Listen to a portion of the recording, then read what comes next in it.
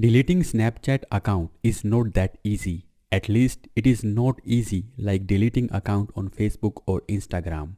But for any reason you want to delete or deactivate Snapchat account, watch this step-by-step video about how to do it. First of all, open your Snapchat app to delete your Snapchat account. Now click on this profile icon.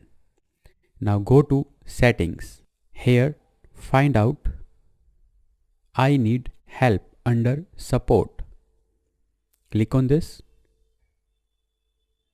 Now go to managing my account. Here go to deleting or reactivating my account. Wait, this is not the final step. Now here you will get two options: how to reactivate my Snapchat account and how to delete my Snapchat account. So here I'm going to click on how do I delete my Snapchat account. On this page, you have to go to this accounts portal link. Here on this page, enter your username and password and click on continue.